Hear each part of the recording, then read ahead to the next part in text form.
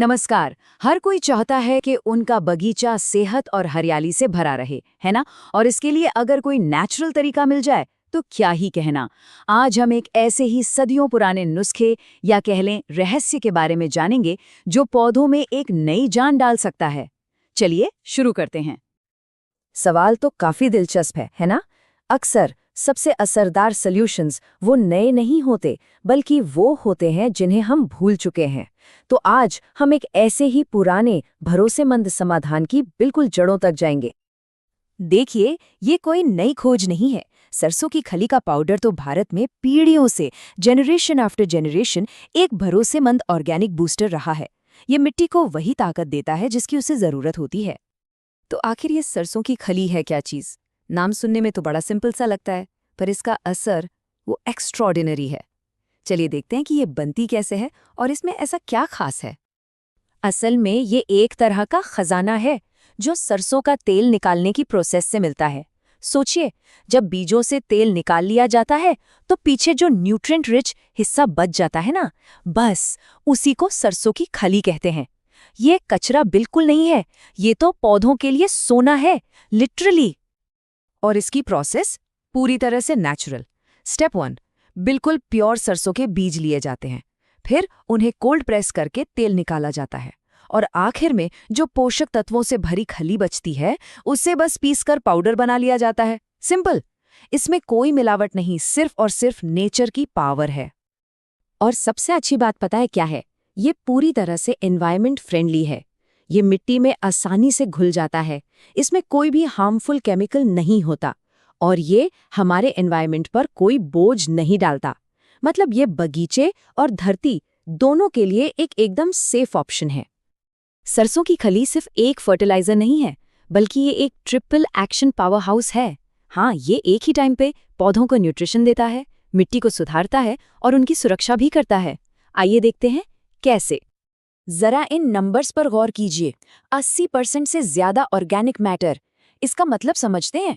ये सिर्फ पौधों को न्यूट्रिएंट्स नहीं दे रहा, बल्कि ये मिट्टी के स्ट्रक्चर को, उसके टेक्सचर को दोबारा बना रहा है, उसे एक नई जिंदगी दे रहा है। और हाँ, एनपीके और सल्फर जैसे जरूरी तत्व तो इसमें हैं ही। तो इसका पहला एक्शन है पौधों को खाना खिलाना। इसको एक स्लो रिलीज डाइट की तरह समझिए। ये न्यूट्रिएंट्स को ना धीरे धीरे रिलीज करता है। इससे क्या होता है? पौधों को हफ्तों तक लगातार न्यूट्रिशन मिलता रहता है, जो उनके ग्रोथ, फूलों और पत्तियों के लिए सबके लिए बेहतरीन है। अब आते हैं दूसरे एक्शन पर, मिट्टी का इलाज।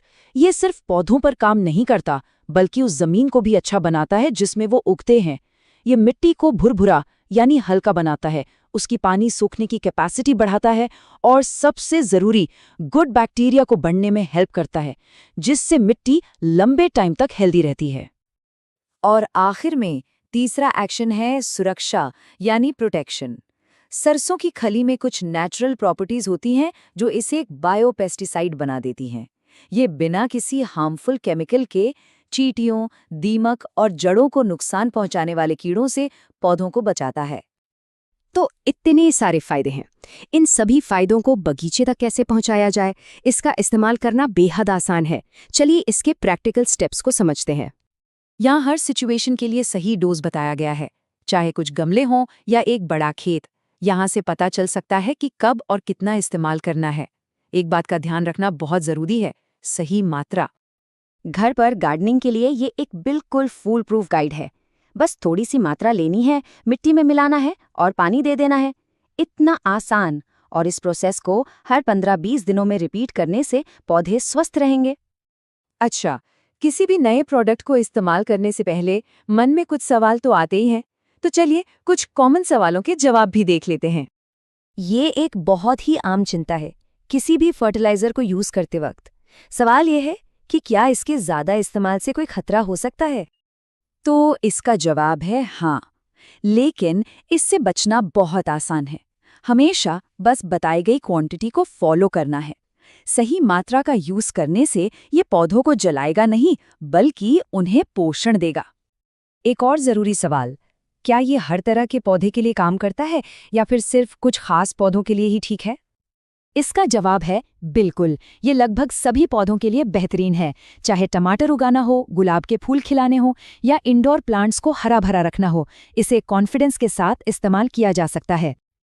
और आखिर में ये पूरी बात हमें एक बड़े सवाल पर सोचने के लिए छोड़ जाती है। आज जब हम सस्टेनेबल फार्मिंग यानी टिकाऊ खेती की बात करते हैं, तो क्या इसका जवाब हमारे अतीत के जान में ही छिपा है? शायद। हमारी मिट्टी का भविष्य हमारी जड़ों से ही जुड़ा है, उन तरीकों से जो हमेशा से हमारे साथ थे।